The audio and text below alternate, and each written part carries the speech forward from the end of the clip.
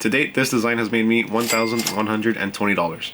So if that's all you came for, that's really all you wanted to know, then feel free to click off. But if you want to find out how I came across this bestseller, then stick around all the way to the end and we're going to break it all down. Before we continue with this video, I do want to quickly mention that while I know it's not a lot of money, it is a nice little extra, it's a nice little bonus. I know some people show over $100,000, but this is something that pretty much anyone can achieve, and at the end of the day, it's a bit of extra money. So first things first, it's important to note that these $1,100 isn't all in one go. This is actually in 1 year. If we go back to the last 30 days, you're going to see that this design has made me just over $600. Now this is actually a seasonal design, so throughout the year I'll probably sell 1 or 2, but right around the end of January and pretty much all of February, it starts selling like crazy, as you can see. Mainly because it's a St. Patrick's Day design that's made for the holiday. So that's the first thing that we need to take away from this particular listing. This is a holiday design. That's why it does so well during this particular time of the year. So how did I come up with this design in particular? Well, actually I didn't. I actually use a service that I absolutely love. It's called Vexels.com. And here you have tons of pre-made designs that you can either edit or just download it as is and use. And the best part about Vexels is they have really good designs. They're not cheesy, they're not corny.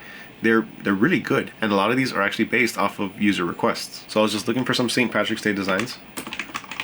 So all I did was go to Vexels and look for St. Patrick's Day. And you're gonna see we have all of these different designs.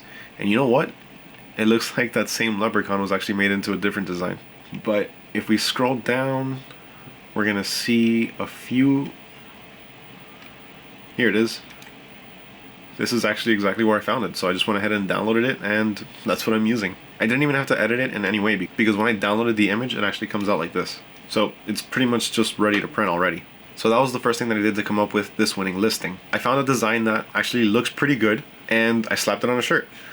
But not just any shirt. You know, you can put all of these in any shirt, and they might sell, they might not. It's usually a hit or miss, and honestly this could have been a miss as well. But I think the biggest thing that differentiated this listing from all of the others is the fact that I'm actually putting it on a crop top. While yeah, I do offer it in regular t-shirts, my best seller is the crop top.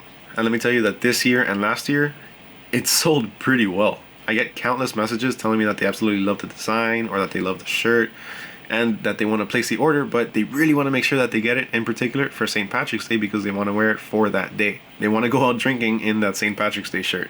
And makes sense, it's my lucky drinking shirt, right? So now we have two different aspects of the entire listing. We have the design and we have the unique garment that we're going to be printing on. Now, how are we going to be marketing this shirt so that way people can actually find it and purchase it? So first things first, we have to make a good mock-up.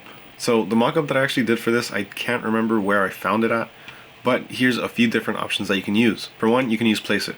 I actually used to use Placeit as well for all my graphics, but I'm not a huge fan of how their graphics look. To me, they look kind of corny. I don't know, I just don't really like them. But when it comes to mock-ups, they are fantastic. They have tons of great options for mock-ups. Here in particular, we have a whole bunch of different mock-ups specifically for crop tops. We have the blank backgrounds with the garment only, kind of a different fit on both of these.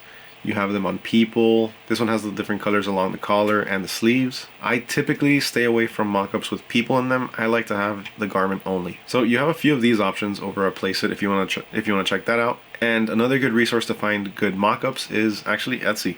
So just look up crop top mock-up and you're gonna find a bunch of different Photoshop files. Sometimes they're Photoshop, sometimes they're Illustrator, sometimes they're just basic PNGs. Just make sure you read the description before making your purchase. But as you can tell, you actually have some pretty good mock-ups here. Like you have this one, you have this one as well. This is actually a really nice one. This one I think actually works really well. I like how it looks. The only thing I would do is probably just Photoshop that Bella Canvas tag out. Especially if I'm not using Bella Canvas, which usually I don't use them. Actually, this one right here is fantastic, and so is this one. Oh, this one's great. I love this one. I think this one will be perfect. A lot of times when you download these, you also have the option to change the color of the shirt. But that's something you would have to verify with the listing itself or the person selling the mockup. Just make sure about that one. So a lot of the times, this first half of the entire process is most likely going to be the easiest part. Finding the designs, making the mockups. It takes a bit of time, but a lot of the times it's not that hard. As long as you're being realistic with yourself about the design that you're choosing and the final mockup, as long as you're being honest with yourself that it actually does look good and it's something that you would potentially purchase at a store or that maybe one of your friends would purchase, Just be honest with yourself. Make sure that it's good. Be critical. That's the most important thing. Be critical.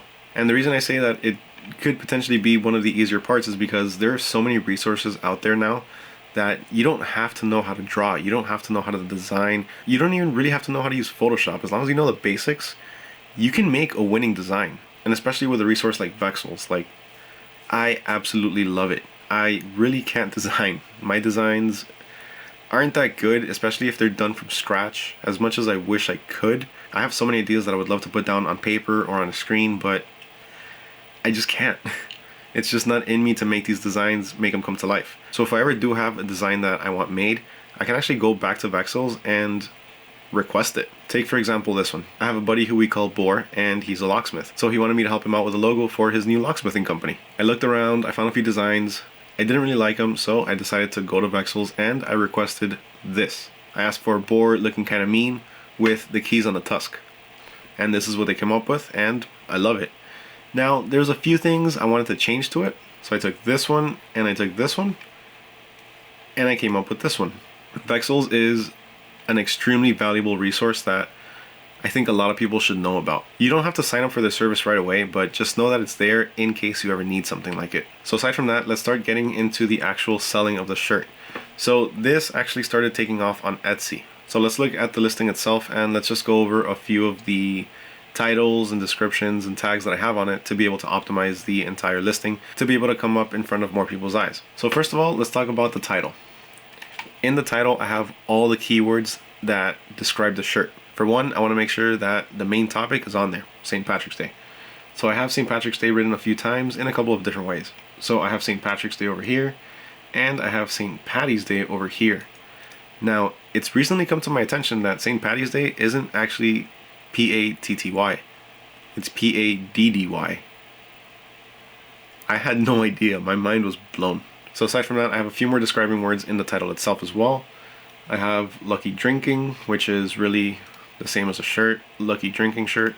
I want to definitely mention the fact that it's a crop top, and I want that to be one of the first keywords so that way people can see that almost immediately. Also, I want to make sure that people know it's a funny shirt, it's kind of a parody shirt, and a little phrase that kind of describes it, like the end of the rainbow. You know, there's a pot of gold at the end of the rainbow. And also puking leprechaun, because, and that's really what it is, it's a puking leprechaun. It's a leprechaun puking a rainbow. So those are a few of the describing words that I put in the title itself. Also, notice how I have a comma in front of each descriptive title. So I see this as 3 or 4 different titles. The first one being Lucky Drinking St. Patrick's Day Crop Top. That's the first title. Comma. The second title, Funny St. Patrick's Day Tea. Third title, Puking Leprechaun T-shirt. And last title, End of the Rainbow Tea. Also, another thing to note is I have T, T-shirt, and T as well, and T again, on top of the obvious crop top. Ultimately, it's a shirt, it's a top, that's what I want people to know. Now, about this listing, this is usually the same thing. Category, I made sure I put it in the right category for crop tops. Being a crop top, I want it to be specific. Primary color, offer more than one because I have 3 different colors on there. So scrolling down a bit more, then you also have the option to add the holiday.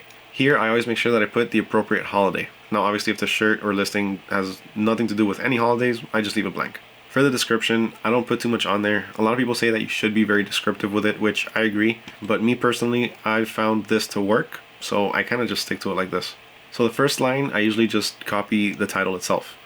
Lately, I've been putting it towards the end, but this is one of my earlier listings, so I did it on top. Then the rest is just what the shirt is made out of. This one is made out of polyester and a little bit of cotton. I mentioned that it's very soft and that it's printed on demand. So I print it whenever I get an order. So for tags, they always say don't put t-shirt or tee because Etsy's already going to automatically know that. I still put it. So here, a lot of the keywords that I have in the title that are also copied into the description, they're pretty much copied on here too. So I have St. Patrick's Day, St. Patty's Day, I have a Lucky Drinking shirt, Puking Leprechaun. These, the way I form my tags is by thinking of what the person is going to search. So I think somebody's going to search up St. Patrick's Day. Now you're limited to 20 characters, so the way that I do it is I make the different keywords that can be put together to be searched. So here we have St. Patrick's Day or St. Patty's Day, a Lucky Drinking shirt. This can be its own tag or its own search term, or it can be mixed with one of these. So you can have St. Patrick's Day Lucky Drinking Shirt, or Puking Leprechaun Lucky Drinking Shirt, End of the Rainbow Tea. It can also actually be a bar shirt or a pub shirt because it's a drinking shirt. Of course I mentioned that it's a crop top because that is a key feature that I want people to know. And if someone searches up crop top, I want this listing to come up. So pretty much all of these different keywords can actually be put together with each other to form longer keywords. This is when you start going into your long tail and your short tail keywords and all that stuff. That's when you're really diving deep into SEO or search engine optimization. This is really more than anything a quick overview, more of a general overview, to be able to give you guys more of a general overview of how you can just get started. Remember, at the beginning, don't overthink it. Just post, just start listing on there. Optimize little by little as you start to learn. At the beginning, just start. Get your name out there, get your products out there. Ultimately, you really don't have much to lose except the 20 cents that you have to pay for this listing. That's really it. And a little bit of time. So let's continue scrolling down. Then you have the variations with the different prices as well as the quantities. That's really all there is to it. Oh, another thing. I always offer free shipping. Now, it's not really free. I actually add the cost of shipping to the shirt itself. That's a very common marketing tactic. People love free shipping, even though it's not really free.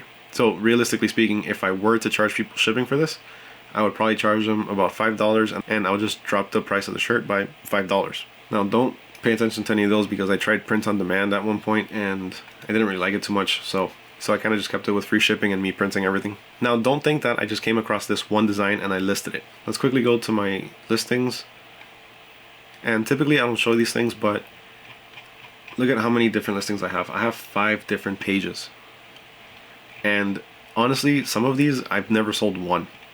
Some of them I've sold 2 or 3, and some of the other ones, like the St. Patrick's Day one, I've sold, I can't even count anymore. Now, there's also a few different ways that you can start to test out different designs without having to have this many up. You can maybe put up 20 at a time, see if some of them sell within a 3 or 4 month period, and if they don't, replace them. Replace the ones that don't sell, or just replace the ones that you're looking at and you think, maybe that wasn't such a great design, maybe I can replace it with a better one. But you'd be surprised at which ones actually sell. So just post up your designs, test which ones work, give it a few months, and if they don't work, replace them and try again. So that was a bit of Etsy inspiration for you. Hopefully you all found it helpful and found this video somewhat informative. If you did, please make sure to hit that subscribe button as well as leave a like. I know I'm talking kind of low, but you know, it's 12 o'clock at night and everyone's kind of sleeping. It's been a crazy few weeks. I really just wanted to make a video, and yeah, catch y'all next time. Peace.